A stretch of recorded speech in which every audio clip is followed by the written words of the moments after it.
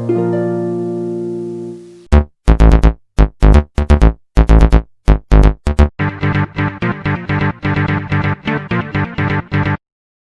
नगर में दो मुख्य सड़कें हैं जो नगर के केंद्र पर मिलती हैं। ये दो सड़कें उत्तर दक्षिण की दिशा और पूर्व पश्चिम की दिशा में स्थित हैं। नगर की अन्य सभी सड़कें इन मुख्य सड़कों के समांतर परस्पर 200 मीटर की दूरी पर हैं। प्रत्येक दिशा में लगभग 5 सड़कें हैं।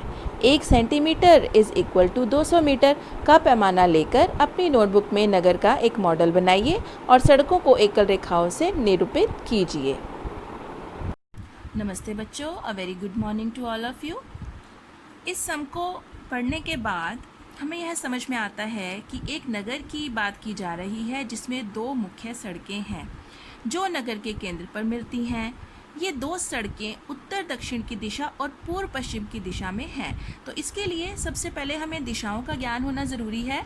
तो मैंने यहाँ पर दिशाएं लिखी हैं कि ये ईस्ट यानी कि पूर्व है और इसके सामने ये पश्चिम, यह उत्तर और यह दक्षिण। जो दो सड़कों की बात की जा रही है वे कौन कौन सी दिशाओं में है? उत्तर दक्षिण दिशा और पूर्व पश्चिम दिशा। ठीक है बच्चों, तो अब आप देख रहे हैं कि जो हमारी सड़कें हैं दोनों, एक सड़क कुछ इस प्रकार है और एक सड़क कुछ इस प्रकार है।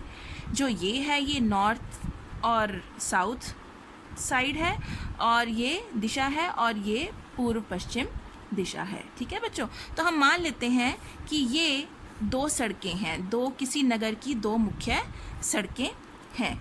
ठीक है बच्चों, अब आगे वो क्या कहता है कि नगर की अन्य सभी सड़कें इन मुख्य सड़कों के समांतर परस्पर 200 मीटर की दूरी पर स्थित हैं और प्रत्येक दिशा में लगभग 5 सड़कें स्थित हैं। तो इसका अर्थ ये हुआ कि यहाँ 5 सड़कें इस दिशा में और 5 सड़कें इस दिशा में हैं।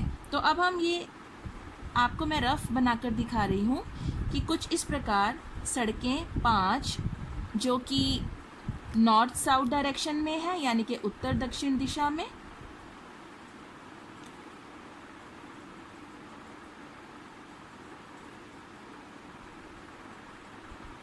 ठीक है, 5 सड़कें हैं। तो हम इसे सड़क नंबर 1, 2, 3, 4, 5 लिख देते हैं और 5 ही सड़कें पूर्व पश्चिम दिशा में हैं। तो इस प्रकार ये 5 सड़कें हो गई।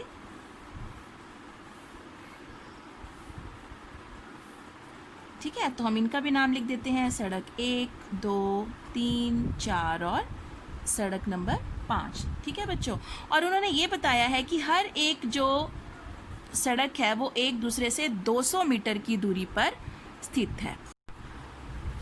तो 200 मीटर का अर्थ ये हुआ कि हमारा जो स्केल है, जो माप है, हमारा इकाई माप, वह 1 centimetre is equal to 200 metre है।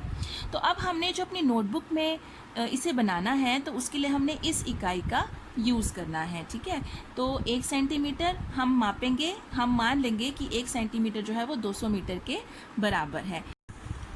इसे नोटबुक में बनाने के लिए हम कुछ इस प्रकार का पेपर भी यूज़ कर सकते हैं जो बेसिकली हम मैथ्स की नोटबुक छोटे बच्चे यूज़ करते हैं।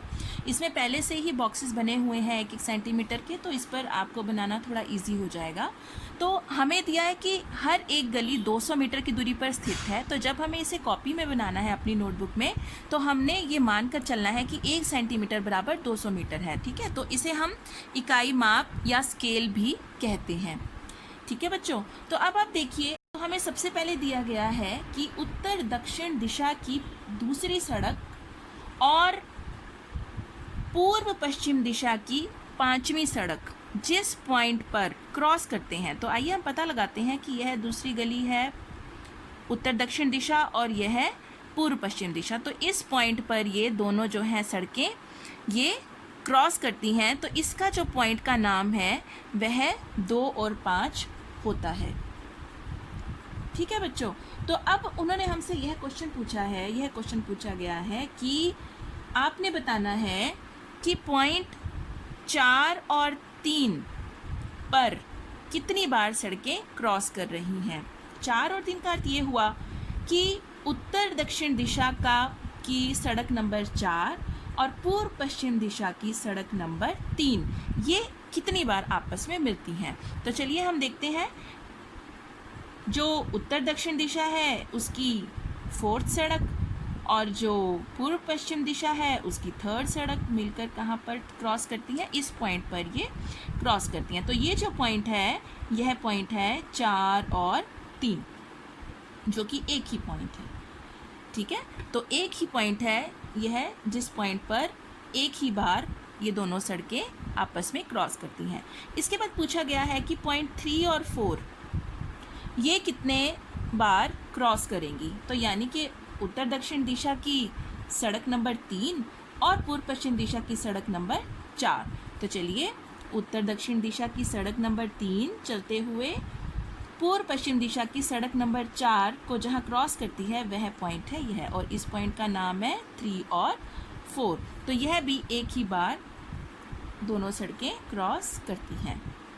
ठीक है बच्चों, तो आपको समझ में आया कि किस प्रकार हमने दिशाओं का इस्तेमाल करके, दिशाओं का ध्यान रखते हुए इन पॉइंट्स को लोकेट किया, इन पॉइंट्स का पता लगाया।